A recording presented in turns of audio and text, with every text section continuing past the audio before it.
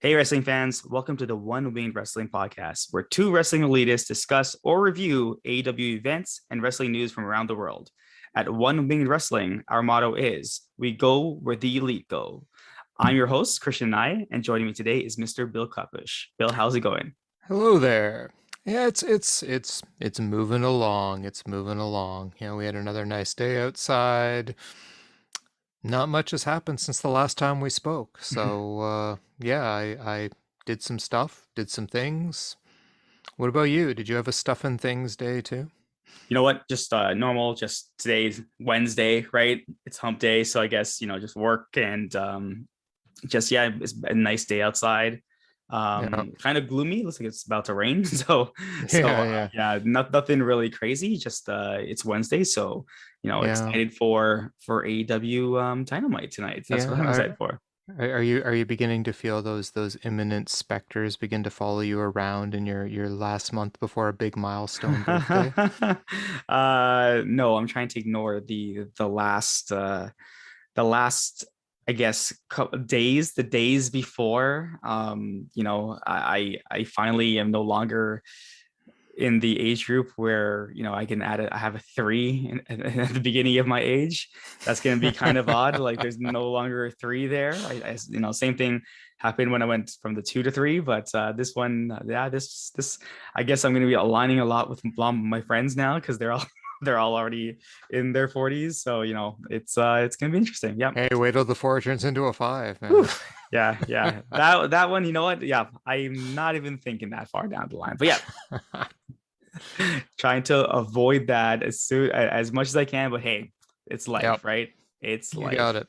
So before we jump in, Yep. to the AEW show that we're about to kind of give our predictions on, let's do our segment, keeping up with the elites. Any news from around the world, Bill?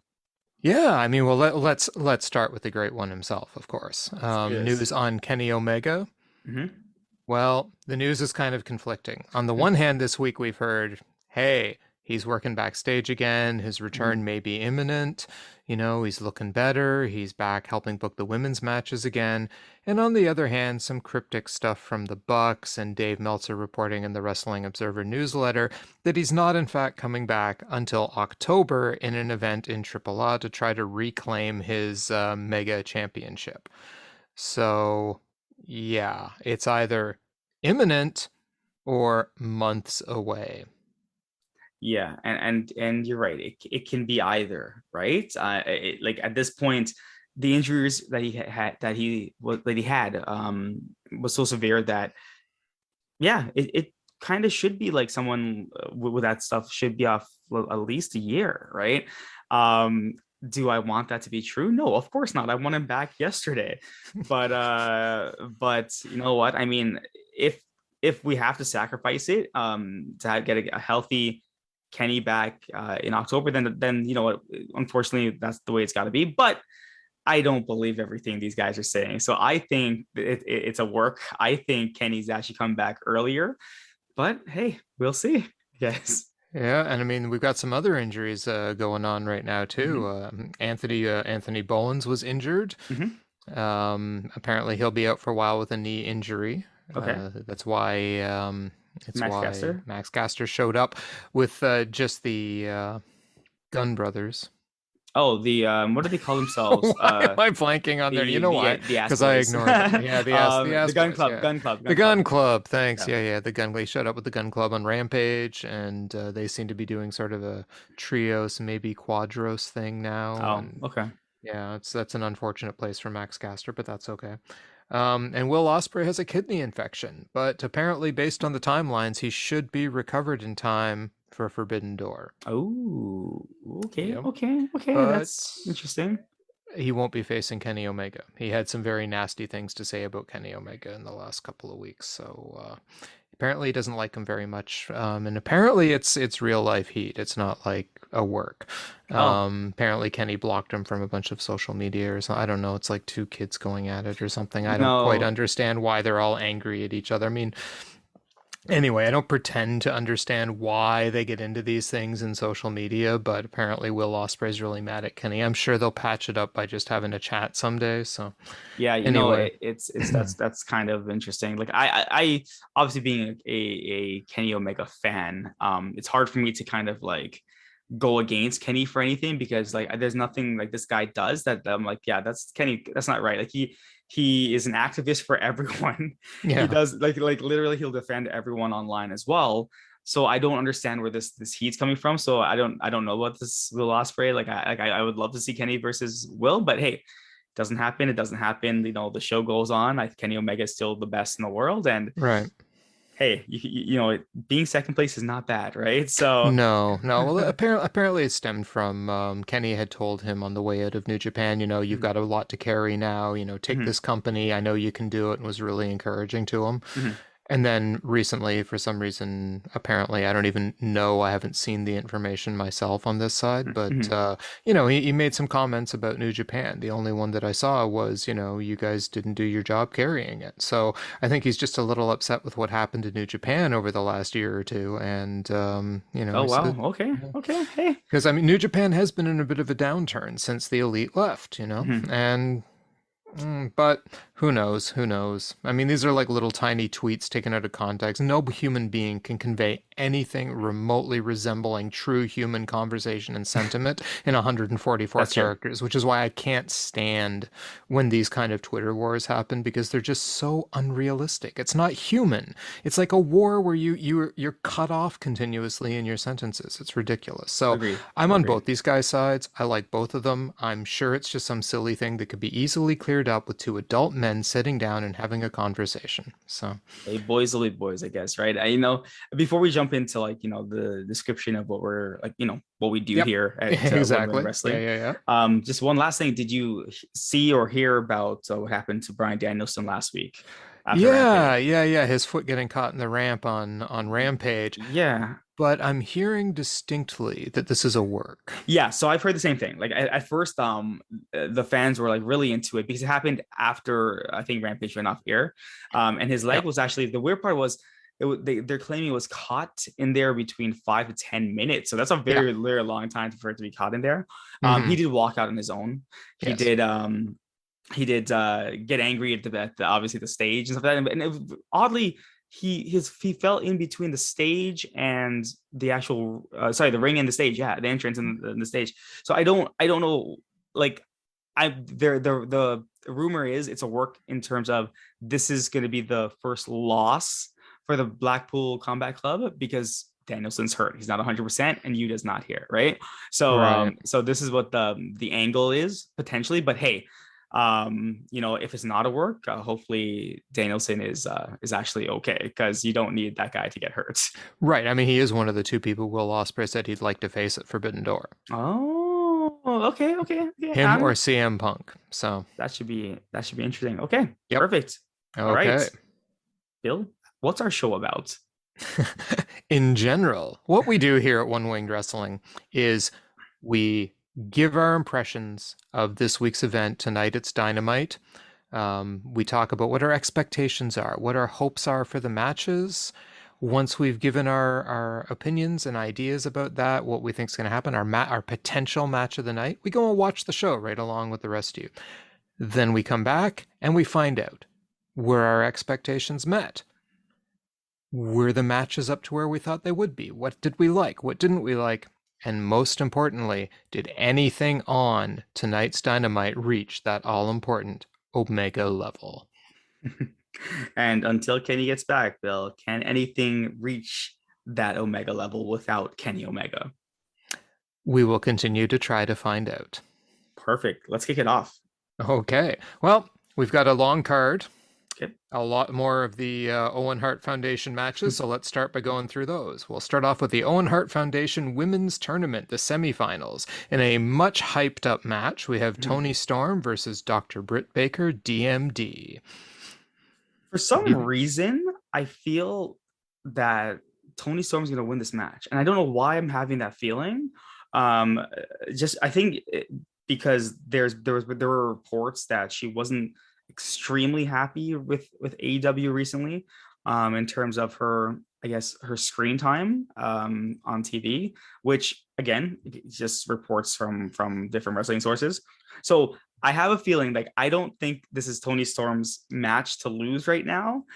So my thoughts are this match itself is it going to be good? Yes, Toni Storm's match last week that we saw. I was originally kind of saying I don't think that they're going to do well, and it turned out to be a pretty good match. So I think this is going to be a good match. And my prediction is I think Toni Storm is actually going to win this one. I'm going to go the other way because I think we're now getting the Ruby Soho Britt Baker match. Okay. At the pay-per-view. Though, of course, that would take Toni Storm off the pay-per-view. Mm-hmm. And, but who do you take off the pay-per-view? Dr. Britt Baker or Toni Storm? Mm-hmm. Who faces Ruby Soho, right? I'm going to go with Dr. Britt Baker, and I think it's going to be a pretty decent match. Okay. I think Toni Storm's, like I said last week, I think Toni Storm's good, but she needs to show me that she's great. Mm-hmm. And hopefully a match against Dr. Britt Baker is what she needs to show me that. Yeah, I agree with you. Okay. Well, the next match that we have on the card is Owen Hart Foundation Men's Tournament, the semifinals, Samoa Joe versus Kyle O'Reilly. Yeah, this one I was a little bit, I didn't know which side to go on because I thought that, I do want Kyle O'Reilly to win. I have a feeling he's not going to win. I kind of feel that it is going to be Samoa Joe going through because because Adam Cole's going to go through. That's my prediction, right? So I want Kyle O'Reilly to win. This is going to be a better match. This will be a good match. Then sorry, Britt and Toni, but this is going to be a better match than yours. And I think I really, really want Kyle O'Reilly to win after his match with Rey Fenix last week, which was the match of the night. I want him to beat Samoa Joe, but I think Joe's going to win and go forward to face off against Adam Cole. Yep. Well, Adam Cole's already there, so he's just waiting for whoever comes through. Yeah. And I think it's going to be Kyle O'Reilly. Oh, what? Okay. Yep. Okay. Yeah. See, Samoa Joe, he's nursing that same thing, the arm injury, right? Mm-hmm. He's nursing that arm injury from the attacks on him, same way that I forgot that he's being attacked by those guys from Ring of Honor. I totally forgot that he has that feud ongoing with Rohit Raju and the guy that I always forget his name. I know, I always forget his name too. He's so good. And just Jay Lethal. Sorry, there. Thank Jay you. Lethal, I don't know why this is like an ongoing thing with us. We constantly forget Jay Lethal's name, and he's so good. Yeah, and you're right. I'm thinking there might be some interference here, and right. That might make sense. And I think that sets up a very interesting match between Kyle O'Reilly and Adam Cole, going back to their NXT feud. Well, right? It's it could be the first sign of some cracks in the Elite, which I think if that's what's going to happen. I think that you're going to get cracks in the Elite at the pay-per-view. Okay. And that's where Kenny can come in. Okay. Even if he's not in a wrestling role, right? Yep. He can come back. Yep. Exactly. Okay. Yep. I'm really hoping this match never comes back again. The steel cage match with special guest referee MJF, Shawn Spears, the chairman, versus Wardlow. So this is going to be the WWE match of the night, right? Because this is like a match that will be on WWE. So am I excited for this? Like, I feel like it's going to be a squash in terms of like Spears actually facing Wardlow. But of course, because MJF is the special guest referee, there's going to be some shenanigans. I think actually this is one where Wardlow actually is going to lose just because MJF is the referee, unless you know how the story goes where the referee gets knocked out and the person like just counts themselves using the referee's arm or something like that, and then for some odd reason the person rings the bell because they listen to the wrestler, and that's how he would win. But I kind of feel like maybe Shawn Spears wins this one tonight. Really? I thought if Shawn Spears wins it, Wardlow doesn't get to face MJF at the Is that pay-per-view. the stipulation? Yeah, I thought that was the stipulation. Then he has to pass all the trials. So then that's it. So then Wardlow's going to Wardlow has to find a way to fight, beat Shawn Spears in a cage with MJF refereeing. And we know he will do it because Wardlow overcomes things. That's right. That is right. That's what he does. That will be my prediction for every single Wardlow match going forward. Wardlow overcomes things. And that'll be my bathroom break. Okay, that's my comment on that match. Wardlow overcomes things, and I take a Sweet. bathroom break. Okay, face-to-face confrontation between Hangman Page and CM Punk in preparation for their match on Sunday. I think this is going to be a good confrontation. I think AEW did their job. They built it. You know, each wrestler using their opponent's finishing move, just stare downs. Like they seem like they really don't want to like each other. Yeah, I think this is going to be a good segment. I think out of segments tonight, like this is going to be the best one. Yeah, for sure. I mean, CM Punk seems to bring the best out of everybody. Mhm. I mean, MJF's been okay since CM Punk, but when he was with CM Punk, Yeah. he was shining, Hmm. right? He was the talker we know he can be. And this seems to happen with a lot of people when they face off with CM Punk. He just brings out the best in the people he's against, right? Yep. And Hangman Page's promos have been really good in this Hmm. build-up, like better than I think I've ever heard him sound. So Hmm. I'm really looking forward to this. I think these two guys are going to go at each other, and I'm hoping that it's, up to that CM Punk epic promo level. So I have great expectations. I think you're right. Best segment of the night. Yep. Agreed. Right. Then we have a very interesting match. Three-way Jungle Boy versus Swerve Strickland versus Ricky Starks. Yeah, so I think last week I mentioned that this is probably going to be the match of the night for me, for this week. So I had Yep. made that prediction last week, and yeah, I don't think anything's changed my mind. I'm looking at this and I'm like, yeah, these guys, like, you have three young guys here, like the future of like AEW, and it's not like we're not talking about so like remember the four pillars. So this is not Darby Allin. This is not why am I forgetting his name right now? The guy who was Sammy. It's not Sammy Guevara, right? This is Right. literally you have Jungle Boy, who some I always say gets cast aside sometimes and get rid of this tag belt. He needs to have his own championship. Swerve, who's really brand new, and Ricky, who like literally like this guy is just carrying on a useless title on his shoulder. Hmm. Like give him something to do. So these three I think are going to put on a fantastic show, and they're going to seal the night. Yep. I think that this match will be my match of the night as well, Mm-hmm. under certain conditions. I Okay. think if you leave the three of them alone in the ring and Mm-hmm. they just go at it and they have an amazing match and there's no outside interference, these three are going to give one hell of a wrestling match. Agreed. It's going to be phenomenal. The problem I have here, though, and the suspicion I have is these are all one member of a tag teams which are facing each other at the pay-per-view. Yeah. The potential for shenanigans here is intense. And I Oh, think if this boils over into shenaniganville, yeah. then it might ruin its ability to be match of the night, but we'll have to see. True. Very true. So I'm really looking forward to it, and I'm hoping it doesn't get shenaniganed to death. Agreed. Okay. Yep.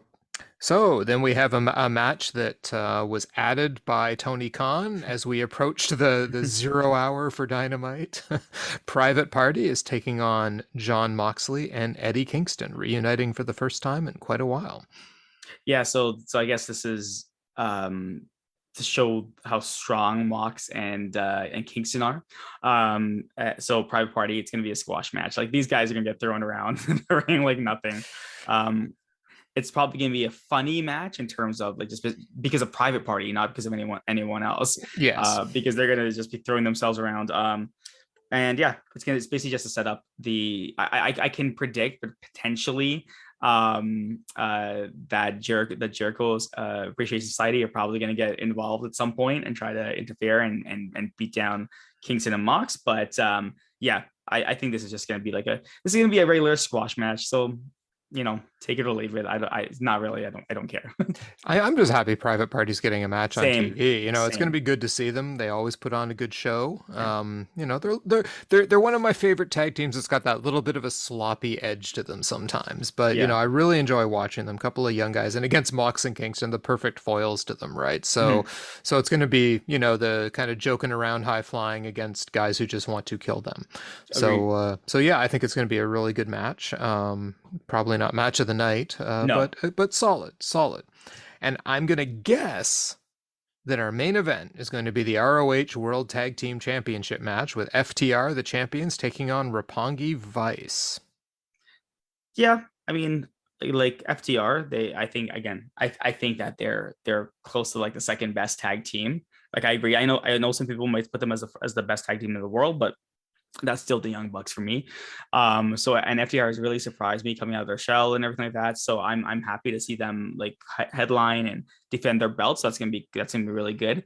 Roppongi Vice, again, not too familiar with these two together. I know that they were in New Japan together. Like, yes, I've seen Trent with the Best Friends, and I've seen the other guy whose name again I keep forgetting. I've seen Rocky Romero. Rocky. Yes, I've seen Rocky fight multiple times, and Rocky's good. They're both actually really good. Yes. So I'm very interested to see how this match is. This match potentially can steal match of the night, but I'm thinking it's going to still come up second best. So that's my prediction. I think it's going to be a great match, and I think FTR is going to win. So yeah. You actually are reading my mind tonight, which is kind of eerie, or maybe it's just because we both know good wrestling. Yeah, no, this to me has the potential to steal match of the night. FTR is amazing. They're at the top of their game right now. Roppongi Vice is excellent. I mean, Trent Barrett is an amazing wrestler. So is Rocky Romero. They can go like crazy. These guys are used to being in a tag team together. The guy I feel sorry for is Chuck Taylor, who on Being the Elite this week again was cutting another head off of his best friend's shirt.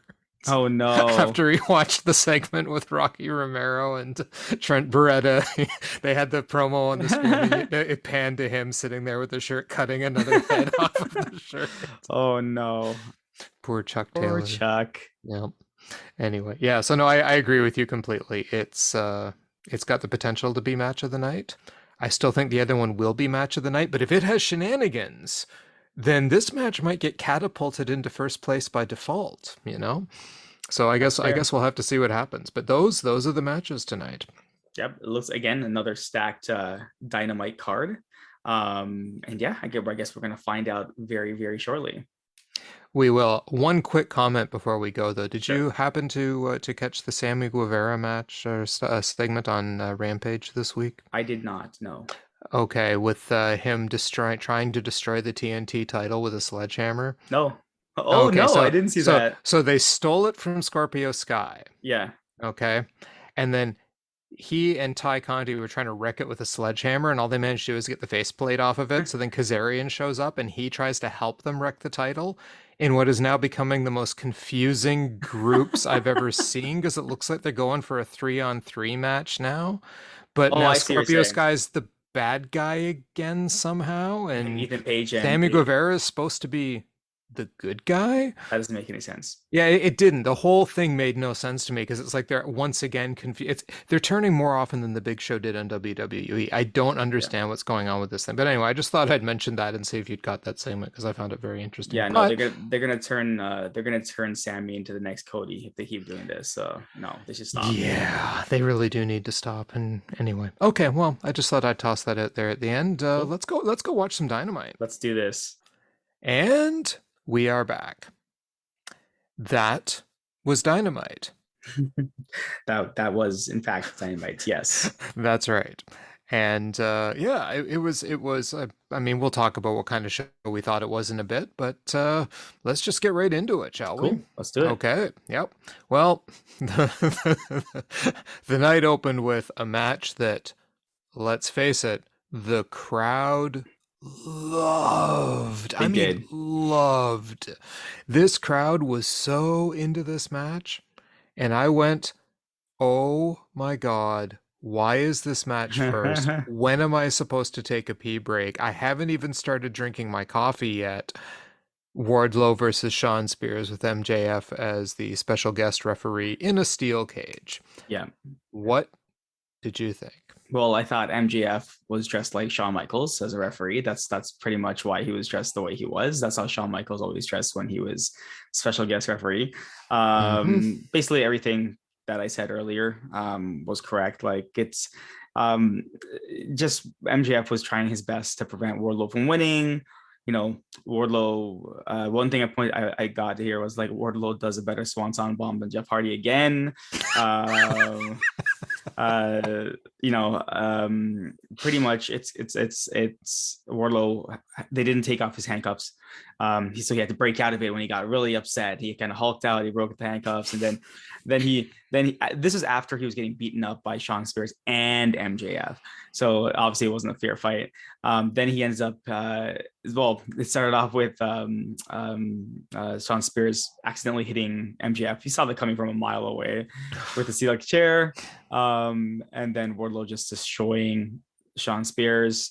And then just a random referee coming in and doing the count. The one thing I also said was, again, the crowd was going wild for Wardlow. When those I guess those stand-ins came in, like all the pretend security guards came in. There was the last guy who got powerbomb fell in between the stage, the ring and the steel cage, and I wrote down, I hope that guy's okay, because he just slid right down. But overall, yeah, the crowd loved it. It was what I thought it was, a squash match, and Wardlow is being pushed to the moon. So, hey, you know what? It is what it is. It's not for me, but hey, the fans, like Wardlow could be the top babyface they have at the moment. I can't even agree with that. I can't even get the words out of my mouth. Oh, anyway, this match was so paint by numbers. It was WWE style paint by numbers. Ooh, ref against them. Oh, look. The minute he went to hit him with the chair, I'm like, are you kidding me? Like, they couldn't come up with something more original than the missed chair spot. But it's like, the crowd doesn't care. They just kept chanting, "You effed up, you effed up." I'm like, okay, great. That's wonderful. Okay, paint by numbers. I mean, here are some of the things that were said during this match. JR, main event level match. Not with Shawn Spears. Toni Schiavone, one of the greatest opening matches we ever had. Hey, if you're a Wardlow fan, it is, right? This is how they kicked off. The third year of AEW was with Wardlow and Shawn Spears in a steel cage. Now, I get it, and you're right. I've said this before, I'll say it again. I love all you wrestling fans. You're the ones who give this product its go year after year, and I've been a fan for how many decades now? It's been a long time. This isn't my thing, and I just want to say this is the match where I realized that my wrestling is not the wrestling of most of the fans. Because for me, never in the history of wrestling have so many been so wrong about what we viewed. Yeah, but I would say that it wasn't the worst match of the night, though. Like right off the top, I'm gonna say it wasn't the worst match of the night. So I know, even though it was a paint by numbers, it was still like, so yeah, we've seen everything before. But there were no botches. They executed it all. Everything was executed perfectly, except for that guy getting thrown in between the thing. Look, if I got to step out of, I agree. If I got to step out of the fact that this isn't my kind of match, I got to acknowledge they executed it flawlessly, pretty much, like you said, except for the guy through the ring. They gave the fans everything they want. They have pushed Wardlow to the moon. It's working. The guy is a superstar at this point. Okay, that's wonderful. All that means to me is I'm getting more Wardlow on my TV. You will, yes. But, okay, fine, whatever. I mean, I get it. I do understand. I just don't want to understand. You know what I mean? Anyway, I'm completely intrigued to find out what this match you thought was I got a suspicion, but we'll see what happens when we get there. Cool. Anyway, we go to a Jericho Appreciation Society promo segment next. Yep. Well, they walk into the ring. They just walked in. Yeah. Jericho throws a fireball at the guy who had the Moxley t-shirt on. Yeah. And he's a wizard. Jericho, he's just ridiculous. And you know what? I'm here for it. That entire crew, they're just over the top. There's clowns. They're a bunch of clowns just walking around with each other, right? So you know what? It was quick. It was like a minute. They walked by. That was their entire segment. The switchblade comb, that was great. Yeah. He pulls it out. He combs his hair. And props to the guy they fireballed for Yeah, that whimpering cry he yeah. gave after he got hit by the fireball. Anyway, so we go from that and we see Tony Schiavone in the ring and he Hmm. brings out CM Punk Hmm. and Hangman Page. Hmm. Yeah. What do you think? As I said, this was going to be the best promo of the night, and it was. It really was the best promo of the night. Um, like CM Punk, we know he really he any promo he cuts is really good, and I love the fact that like he's inside Hangman's head because like this is just business. Asking Hangman over and over again, why are you getting so upset? Why are you taking this so personally, right? But what Hangman's response to Punk, he's like, you're doing the exact same thing that you said you hated from before. People coming in, taking your spots. He's like, I'm here defending the entire AEW against you. I was like, holy crap. I was like, wow, Hangman, like this has gone to another level. And this is why I've said before, I'm predicting Hangman's winning this match on Sunday. There's no way Punk is winning that match. And because at the end of the day, it doesn't hurt Punk. It just keeps on propelling Hangman. As much as we always say Hangman's so boring, stuff like that, they're giving him stuff to work with now. And I love the angle that these new guys are coming in. They're taking our spots. AEW knows exactly what's happening. They know all the chatter that's been happening. Why not call it out? Why not bring it to the forefront? Like Hangman was the one who was here from the beginning. Why is he getting pushed aside for like these newcomers, right? So I am all in for this match. I think it's done its job, and I think this promo was great. Oh yeah, no, it was everything it needed to be. You Mhm. know, Punk just gave him some lines, That's right? it. And it was masterful because it's Punk. If Punk wants to, he can talk Hangman into the Mhm. ground. But he didn't. He just gave a very kind of, why are you mad at me? Why are you mad at me? Yeah. You know, like, I don't get it. Look, this is just business, man. Mhm. It's almost that subtle, snaky Yeah. heel thing of this is just business, you Yeah. know? Like that promo Hangman cut. I can't agree more. Wow. You know, like, yeah, I mean, it says right here in my notes, wow. Yeah. Yeah. So It's yeah, great. I am completely down for an angle where we get some of these guys who feel like their spots have been taken banding together, Agreed. Agreed. forming a group or something. I would be so down, and with Hangman leading them. Well, if you think about it, this is a shot at AEW, but they're taking at themselves. But this is a full-on shot at WWE and Cody Rhodes, and they're executing it Yeah, perfectly, perfectly. So yeah, I'm all in for it, and I love how AEW is able to like understand what's happening and roll with it. So yeah, yeah. this is great setup. Oh yeah, and yet Punk was still able to get his stuff in. You know, the Mm-hmm. the the making Page lose it. You Yeah, know, like losing his control, losing his stuff, and realizing at the end of it with Punk laughing on the ground. I just got into your head, yeah. boy.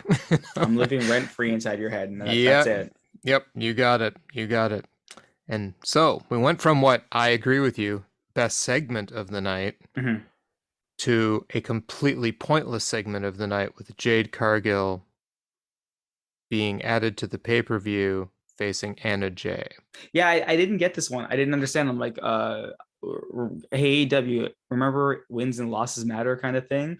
Why? I guess Jade was she's added because she's a champion and she didn't have anyone she was fighting at the moment. I guess I had originally thought, oh, are they gonna do like a trios match like Jade, Red Velvet, and I keep for Kara Hogan versus Anna Jay and Ty Conte. But I guess Ty Conte is now bad, so she can't be part of it, Or is she? or is she, right? But yeah, I don't know. I don't know. I guess they just decided, hey, you know what? Why not add another squash match for Jade Right. Cargill? Because 10 matches for Sunday night wasn't enough matches. We needed 11 11. Yeah. matches. Yep. Yep. Okay. Well, hey, the good news is this is when we can, clean up our plates from dinner, take a quick bathroom Yeah. break. It'll give us a few minutes to just chill out in amongst all the other stuff, right? True. Very true. Okay. Yep. Because I can't see this match being anything. So since it's not anything, let's move along. Let's move along. Okay. Let's move So along. yes, because now we move on to John Moxley, Eddie Kingston versus Private Party. Yeah, And yeah. This is what we called it from the beginning. Like this yeah, is going to be a squash match, but it's going to be a great show put on by Pie Party, and they they were flying around. Mark, I have on my notes. I'm like, Mark Quinn looks absolutely ridiculous with his beard, his blonde yep, hair, but like these kids can go. Like, and this is just showing, like, yeah, like I'm watching. I watched Eddie Kingston and Moxley wrestle, and they're hard hitters to the point where sometimes I feel like Kingston misses a lot of stuff sometimes. Like it's not as clean as it needs to be, but Private Party, they're clean. Like yeah, they're precise. And I can say that about a lot of the tag teams in AEW. They're like everything about their wrestling is almost perfect, right? So yeah. it's sad that Mark Quinn and obviously, why do I keep forgetting his name? Mark Quinn and his partner, who I'm His totally partner, forgetting, the other guy the in other Private guy. Party. Yes. The Private Party. It's great they're getting some screen time. Like, you know what? They had a little, very very little bit of offense until it totally got crushed again. But it was what it was. It was a squash match, and then the whole interference at the ending. We knew all of that was going to happen. It was funny watching Danielson come out. He fights, Yeah, and they're like, "But he's injured," and they're still attacking his leg. But he's injured, and then he's fighting Friday night. Anyways, that I have yeah, no idea yeah. what's going on. It's ridiculous, Yeah. but it was exactly what I thought it was going to be. And Jericho and Regal on commentating, I was like, whatever. Like, at this point, I'm like, okay, guys, whatever. Let's just get to the match. Let's get past it. Yep. And yeah, it was a squash match, and yeah, it was okay. That's all I Yeah, have to no, say. it was decent. Yeah, They played the role. Isaiah Cassidy and Mark Quinn. Mark Quinn. Yeah. They bumped around like champs for them, and Yes. Yes. yeah, no, it was great. It was a standard victory. I think my favorite line in the match though was Jericho turning to Excalibur and telling him, you should be an auctioneer. It's still Jericho. Listen. Yeah, yeah, no, that was a great comment given, Yeah. his verbal diarrhea recently with having to announce 57 matches every show. Yep. So yeah. And then of course we got to the aftermatch beatdown, which like you pointed out, it was pretty, I mean, there was nothing spectacular here to me. There was nothing over the top. It was exactly what I expected it to be. Yeah. I was actually just glad to see Danielson there because it proves Exactly. the knee thing was Same. totally a work, so he's Same. fine. Yeah, so we're gonna have a match at the pay-per-view. Okay, Yep. I mean, I think the match did what it was supposed to do. It kind of warmed up everything for the pay-per-view, and we're off. Yeah. Right. My only complaint now that Regal's here is they don't let Brian talk much anymore. And like I personally like when Brian Danielson talks. And even John Moxley, like let them talk a little bit more. Just kind of they're falling into the background. I don't like that, but you know what? Yeah. Like let's see where this goes. Yeah, no, I agree. It'd be nice to hear them talk more. Mhm. Unlike some of the next stuff in the next promo set, I mean, we had two very quick promos. The Mhm. first one was, Dr. Britt Baker, D.M.D, and Toni Storm. And then we had Kyle O'Reilly and Samoa Joe just all pushing their main event matches for the night. Yeah. Not much to say here. Not much to say. Just like basic commercials almost, right? Yeah, pretty much. Yeah. Like, guys, we have main events coming. Okay. Yeah. But I mean, just on a quick note though, I think one of the problems with the whole Britt Baker, Toni Storm thing is that their promos have all fallen flat. I mean, we know that Britt Baker can talk. Yep. But every time I see the two of them trying to job with each other, I'm brought back to like the worst of the WWE women's division from years ago with like the wooden acting. And well, I shouldn't even say years ago, a few weeks ago with the wooden acting and just, there's no chemistry there. No, and we'll get to that soon. Yes. So then we go to Roppongi Vice, Trent Beretta and Rocky Romero versus FTR for the Ring of Honor World Tag Team Championships. The match that I said, and I think you said as well, could steal the match of the night. And you know what? This match was fantastic. Like again, proving that FTR is amazing. Roppongi Vice getting all their attacks in. Like there are lots and lots of close calls for both sides. Like some of the the reversals and the close, like the knockoffs, the pins. Those are fantastic. Oh yeah. This was not the match I expected to have the interference though. I know, because we were saying if the other one has the interference, this one might steal. I was so confused. And I'm like, Oh, okay. We've Yeah, got United Empire. when I saw Jeff Cobb come out with that, the other guy who I just don't know his name, but from United Empire, from New Japan, and quickly pointing out that, hey, that Forbidden Door is open, right? Like I liked it. I like that. This Yep. is what we need to start doing now, because hey, Oh yeah. Forbidden Door is a month away. We need to like start getting these wrestlers in. I thought it was great. So it looks like what's going to probably happen now is going to be maybe FDR. I don't know if it's gonna be a 6-man tag or just like a FDR versus United. What are they called again? I wrote it down. United United Empire. Empire. But hey, Jeff Cobb, we've seen him before in AEW. Yep. So I've seen him wrestle. He's a big staple in New Japan. I know this because I've seen stuff with him in it. So yeah, like I think I was more excited that the Forbidden Door is open now. We're seeing like almost an invasion Yeah. happening, right? That's what I was more excited about. The match itself, great match. Yep. It still came up to my second favorite match of the night, but this was a fantastic match. Oh yeah. Oh my God, the match.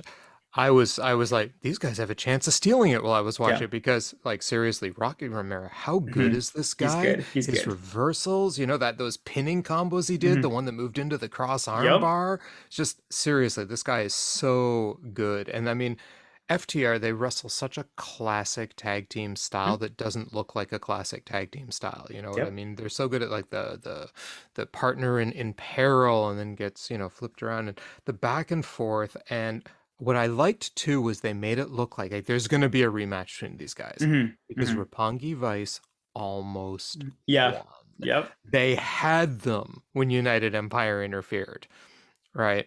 And I mean, you've got two guys in United Empire too, who, like you just pointed out, are at the top of their game right now in Mm-hmm. New Japan. Right? I mean, Jeff Cobb just came off a fantastic G1 run, right? And the guy's been, I mean, he's been all over the Yeah. place, right? Like Pro Wrestling Guerrilla, Ring of Honor, Great Khan, the guy's amazing. Mm-hmm. So I really hope, like, if you're gonna do a six 6-man. person Yeah. tag Mm-hmm. match at Forbidden Door, this would be a really Yeah. good one because you get these three teams. I mean, one of them is kind of an AEW New Japan crossover with Mm-hmm. Roppongi Vice Mm-hmm. anyway. You've got the full New Japan team and you've got the full AEW team. Yep.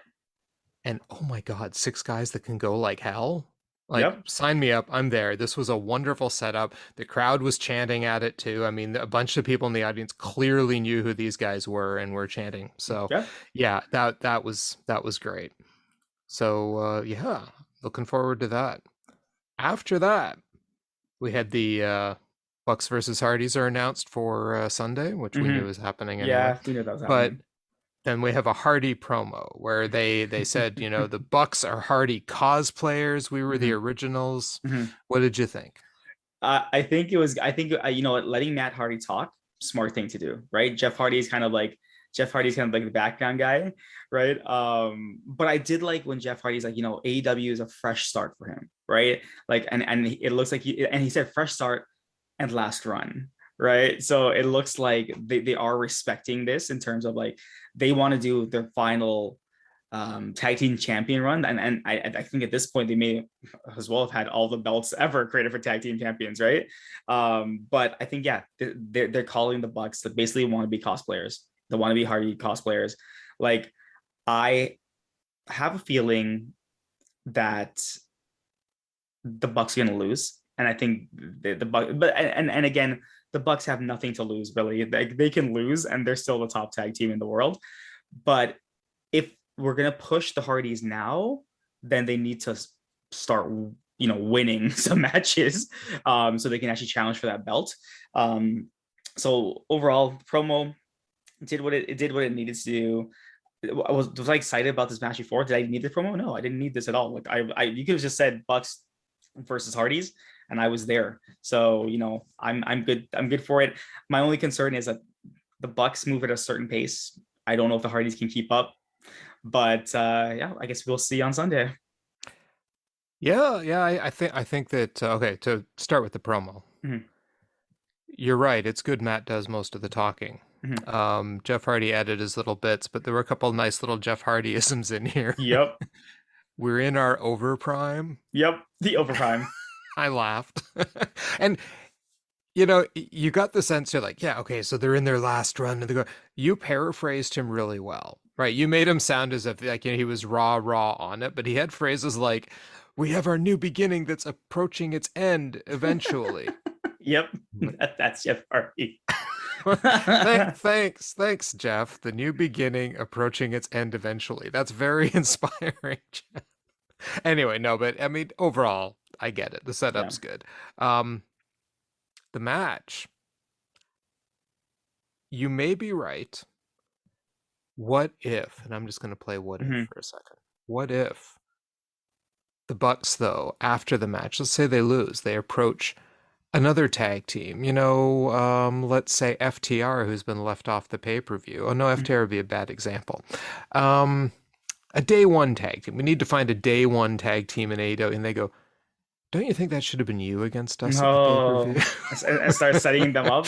Yeah, exactly. Set it all up. They go to Hangman being a member of the Elite at one time, and we get it. We get it now. We see what Yeah. happened. We lost our spot. Yeah, so there's some possibilities here for some storytelling kicking Hmm. around, but we'll see what happens, right? We go from this with the potential for, because I think that'll still be a phenomenal match on Sunday, Hmm. to a potential for a phenomenal match tonight Hmm. with Ricky Starks versus Jungle Boy versus Shane Strickland. Yeah. So this match I said last week, this is gonna be a match of the night because you have these three, not like they're not headline, they were never headliners of anything, but these three guys who can go, right? They do the wrestling I like, right? So I'm watching. I love how this match started with Ricky Starks kind of tricking everyone and Yeah. thinking he wasn't going to wrestle, and then just taking over. And they did a really weird commercial cut where you saw it, like Ricky Starks was dominating throughout the entire commercial break, and everything he was doing. Like, why are you showing this in commercial? He was doing like he was actually on the top rope, like just walking on the rope itself and doing his shakes and jumping off. He was like kicking people off of, like he was dominating everyone. He was like interacting with the fans. And then Jungle Boy starts getting involved, and he Yeah. starts actually doing reversals, and then Strickland gets involved, and that move that they were going to do off the top rope, where it was the reverse kind of like almost Frankensteiner thing, Yeah, the where reverse Hurricane Runner that he does all right, the time. There's a name for it though, and I can't yeah, remember it. and Swerve Strickland just flips out of it, and you're like, what the hell is going on right now? I loved that they gave Swerve the win here. Yeah. I love that because no belts were on the line. Swerve was going up against these guys. I absolutely love that they gave him the win. And I was like, you know what? It doesn't hurt Jungle Boy. It doesn't hurt Ricky because they're all going to fight at the pay-per-view anyways, right? But just it was funny as they fought, I was like, and the match ends and everything happens. I'm like, wait, so the I guess the heavyweights are coming out now. I'm like, wait, tell me they're not gonna have the three of these guys fight on Rampage because no one cares for that, right? But yeah, I thought this match was fantastic. It was so fast paced. The reversals, like the counter, look, the counters and reverse, same thing. But like just these guys knowing what to do, and I was looking at this match and I was thinking to myself, I wonder how long these guys practice because I couldn't find a mistake that they were making. Right? I Right. was like, wow, this is so well coordinated. It's almost like a dance they're doing Yeah. at this point, right? Even like Strickland's move where he does that stomp from the top rope, the coup de grace, I guess, as I don't know what he calls it, but like that looked like it hurts. I was like, did he put his weight on? But you could tell the way he rolls. I was like, okay, that makes sense. But yeah, love this match. I thought again, it was the match of the night for me. And it just proves that we don't need like a huge like face character. Like we don't need anyone of the ex WWE guys here or like anyone else from AEW. Like you put the people who can wrestle together, and this is what you get. These guys are fantastic. Right.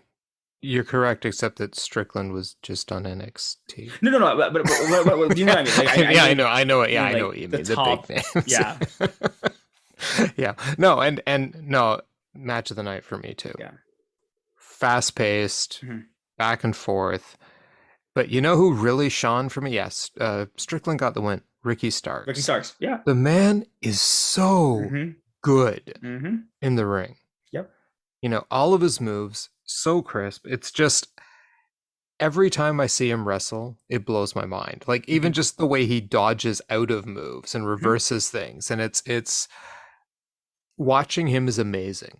Yep. And for me, he was kind of the star of this match, even down to how he was selling the snare trap. Yep. Right. And what I loved about the finish show, you're right. Strickland was the good guy to have win on this. Mm-hmm. Because it builds him up. Ricky Starks, I mean, he was just in the snare trap for like, Mm-hmm. 3-4 minutes. Yep. It felt like, anyway, I don't think it was that long, but he was in the snare trap for quite a while, and he was in it twice. So he's already like completely weakened. Of course, Strickland can pin him now, right? Because Jungle Exactly. Boy weakened the heck out of him. Yep. All right. So yeah, no, the match was great. I'm not going to say that it's, oh my God, blew my mind, phenomenal, but great match. Definitely Mm-hmm. match of the night. Mm-hmm. Solid stuff. Enjoyed every second of it. It was wonderful. And as I wrote, then shenanigans. Yeah, and then I guess that then the big guys came out, and then they all pushed each other around, and then Keith Lee just jumped out of the ring. Yeah, well, let's keep in mind too that Luchasaurus, he comes running out to help Jungle Boy.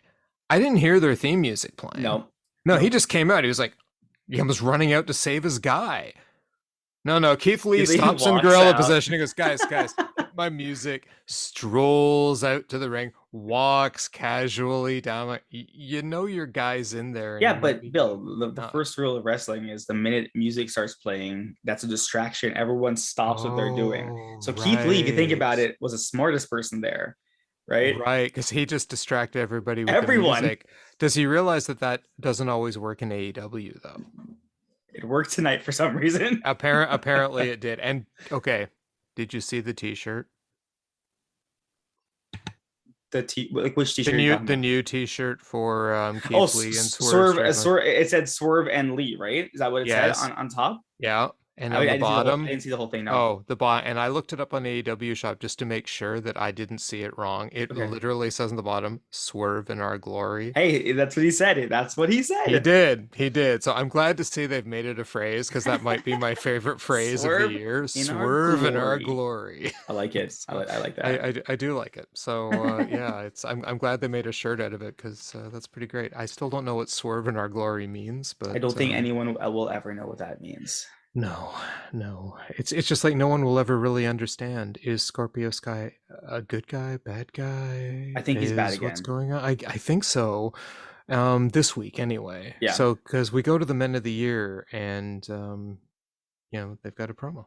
Yeah, and you know what? This is a smart move, because I've always thought the TNT belt looked kind of lame. So they're creating a new belt. Yes. I'm like, thank God. So I do like the fact that it seems like you're right. It's probably going to be the Men of the Year versus like why am I forgetting his name now? Kazarian and Guevara down the line. What it does, I don't know. Like I'm assuming Bill, as of Friday, there's going to be another match announced. Who knows what's going to happen there? But I mean, you know what? When Dan Lambert speaks, I listen, right? So if Dan Lambert just wants to talk, I'm good for it. So did this promo did it do anything for me? No, but I got to hear Dan Lambert speak. And I didn't get to see Ty Conte, Sammy Guevara, or Kazarian, so I was good. Yeah, no, it was fine. It was good. I'm glad to see they're getting a new belt. Since the last one apparently can take a blow from the sledgehammer to knock the faceplate off, but that's about it. Hopefully the new one is even. Yeah, that was a heck of a strong title belt. I mean, they were hitting it pretty darn hard with those sledgehammers. Yeah, so it was a promo. We got to hear Dan Lambert. Yeah, exactly. I was fine with that. And then we move on to another promo, this time with Thunder Rosa. Mm-hmm. She's really bad at promos. She isn't great. No. Yeah, like I know this was supposed to be the response to what Serena Deeb came out and said and did last week, but it fell so flat. I was like, Thunder Rosa needs a mouthpiece, and I mean that in the most genuine way. She needs like someone like a Dan Lambert, not Dan Lambert, obviously, but someone like a Dan Lambert, or like a Paul Heyman type character who can speak for her, because she's a fantastic wrestler. But man, her promos suck. And they even cut her off. They played her off like she was at the Academy Awards. The music starts up and she's still speaking. Yep. I'm like, AEW, what are you doing? Right. Yes. And maybe some of your things need to be scripted because it's falling flat. So did it do anything for me? No. I was excited for the match from last week. I'm just gonna ignore this promo and just move on. Yeah, the fact that she called Serena Deeb a petty complainer for all that she went through in her career, I'm like, petty complainer. Do you understand what happened to this woman for real? And you're calling her a petty complainer. I thought she would do the champion thing and come out and say, I agree with you. The things you went through was terrible. It was actually terrible. That's what she should have said and then moved on. But she said, oh, you're complaining. Really? Yeah. Like, you're exactly right. You know, the things you went through were terrible. I really honestly feel for you. And I'm glad you've got this opportunity to try to make it right with the title, but how you've gone about it since then, how you're taking out your anger on the division, that's got to end. And I'm going to put an end to that. Yes. You know, the cruelty that you're now inflicting on us, right? There's your promo. Yeah. Right. But no, Serena Deeb, a petty complainer for everything she went through.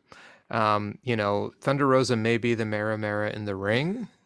Not on the mic. Not on the mic. No. Speaking of not on the mic, Red Velvet was next. Oh yeah. Again, these mini commercials they're having backstage, right? Where it's like, oh, hey, you're fighting Chris Statlander. She's saying this to Ruby Soho. Ruby Soho. And she's like, hey, here's everything you need to know about her. For some reason I've written it all down in a book. Here, you can read it if you want. And then Ruby Soho kind of coming back with the whole, you know, this is a different Chris Statlander, so they're obviously moving away from the alien. But she's like, I'm just gonna keep some of that stuff in my mind, like bad knee, bad shoulders. And I'm like, okay, great. Yep. Which makes sense now that we'll talk about the next match, but I understand what's gonna happen now at Rampage. So what did you think about the promo? Yeah, no, yeah, what else? It's setting Ruby Soho up to win. Okay, that's fine. Agreed. That's the whole thing. The less I have to see Red Velvet and the baddies, the less I have to listen to Chris Statlander try to cut a promo.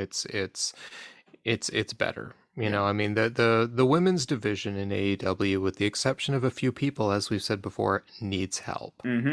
Ruby Soho is good. I like her, and she doesn't cut a terrible promo. No. You know, she's pretty good on the mic too. You know, Britt Baker's great when she can get going, and she's not opposite Toni Storm. You know, so they've got a few people that are quite solid. I'm glad Kenny's back to help book the division again. Maybe we can get a few more of the Japanese women back because they're really good in the ring. So do you know what time it is now? 9:30. It is 9:30, and you know what that means in AEW? It's the women's match. Even if they call it a double main event, they're still gonna put them on. I heard them say that. 9:30. So we have Britt Baker, D.M.D. versus Toni Storm. I swear at one point I heard the crowd booing. I swear I heard that because it was so silent. It could have just been a murmur. I wouldn't even tell. Like I didn't even know. This is the match I was talking about, and this is the match I am going to give the worst match of the night. I don't know what it is, and we spoke about this before, and I had said sometimes Toni Storm seems a little green, right? And in this match, I saw it. Like she was messing up moves. Even JR, when JR called it out, when she did that suplex, he's like, oh, she that was pretty messy.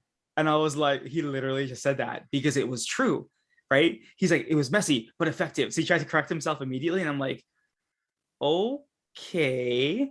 And then I don't know if you noticed, but at one point Toni Storm's nose is broken. I have no clue how she broke her nose. I'm not even blaming Britt for that one, right? I'm pretty sure she probably broke her own nose.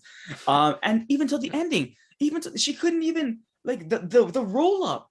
So we have Britt's friend Jamie Hayter come out to do a distraction. What distraction? It looked like she just looked at her and was distracted immediately, and Hayter did nothing, absolutely nothing. Even till the finish, Hayter didn't do anything, right? So I'm like, wait, I'm confused. if the referee's following Hater around, and this match again, this entire thing was just like a mess for me. So the Oh, referee, so Britt gets the roll up, and Toni, she can't even grab Tony's. You actually see her trying to grab the second leg, and you're like, what the heck is going on? And then Hater starts running around, but Britt's already got the rope for the pin. Why was the referee not looking at that? Doesn't the referee normally look? This entire yeah. thing was confusing to me from the top down, and I wasn't impressed. I get the draw of Toni Storm. I get it. She seems like she's fresh. Even though she's been like doing this for like over 10 years, but I don't know. Maybe she just hasn't had practice with Britt and the AEW wrestlers. That's just possible. You know what? Go train with them, learn it. Like it's very you're getting put on as the main event. And Bill, I'm taking it back. Listen, I don't care if they're at the dreaded 9:30 slot. If you put two other wrestlers there who can wrestle, different reaction, right? Britt can wrestle. I think Toni needs some work. So this match did not mesh well with me. And I yeah. Yeah, no, I got to agree with you. This match was pretty bad. Mhm. Yeah, it started off okay, but I started to notice some problems almost immediately. Like when Britt took Toni and was going to put her head into the side of the ring when they rolled Mhm. outside. And it was just so clear, like Toni almost like resisted it, and it was still supposed to hit, and then she tries to do it. I don't know. Every time she tried to hit Toni Storm's head on something, it just looked weird. Yeah. Right? And then that mess when they tried to get in the ring and Toni Storm kicks her back out of the ring, and just Yeah. something looked weird, Yeah. like the communication was off there or something. That's And what I meant. they Yeah. just never seemed to gel anywhere in this Mhm. match. And I've seen Britt Baker put on massively amazing matches. And the common denominator to all these match problems we've been seeing recently in Toni Storm's matches, it's got to be Toni Storm. I That's what I was would never say. that impressed with her in the first place. I know she's supposed to be good and she comes Mhm. with a lot of hype and people seem to love her. And I hear other wrestling commentators and fans talk about what a good wrestler she is. I haven't seen it yet. This match was a train wreck by the end Yeah. of it.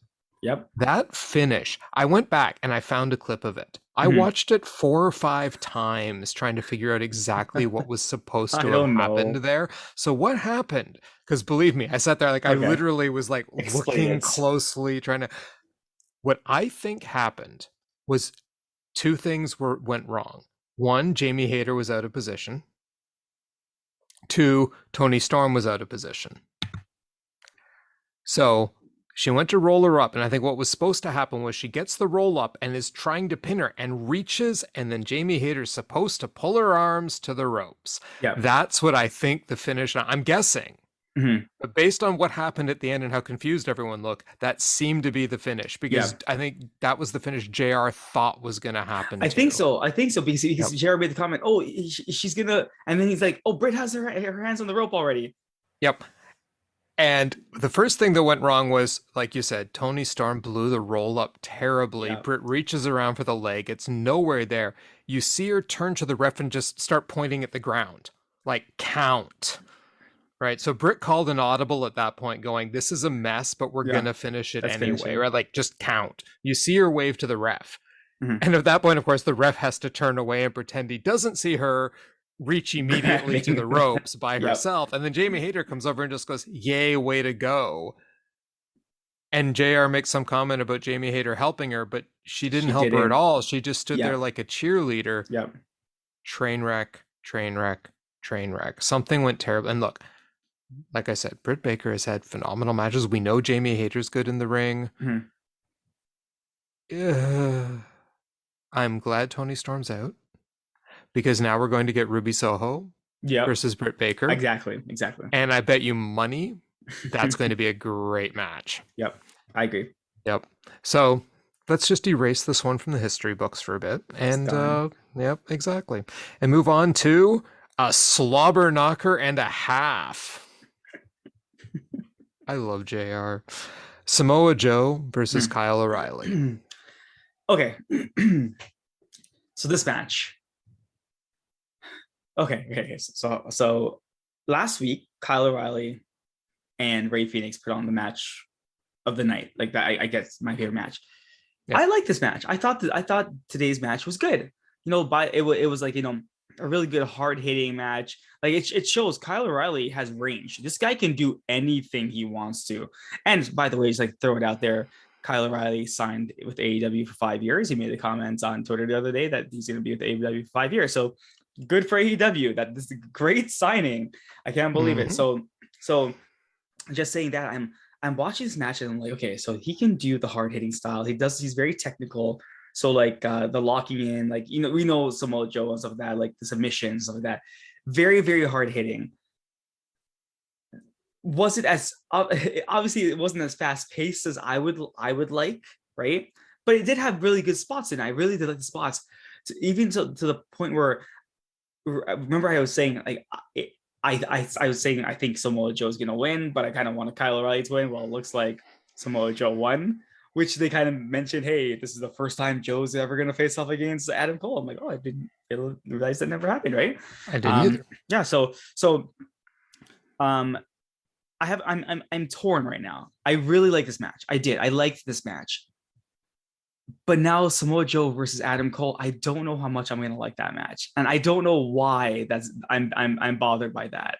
It's just because we talked about the wrestling we like, and I like the fast paced, hard hitting, like reversals, like basically the elite wrestling. I like the elite wrestling. Okay, I don't know if I'm gonna get that. I kind of feel like I'm gonna get the Samoa Joe and Kyle O'Reilly part 2 with Samoa Joe and Adam Cole, right? And that's I'm like, I really want a great match. But you know what? Now that I'm thinking about it, now that I'm again calling it audible here, think about the Owen Hart himself, and that the way he used to wrestle, right? I actually think Kyle O'Reilly is actually a great example of Owen Hart himself, right?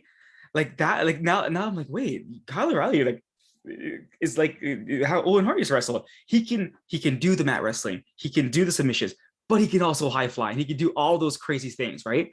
And that's what I want. So I'm kind of sad Kyle O'Reilly is not fighting for the actual belt itself.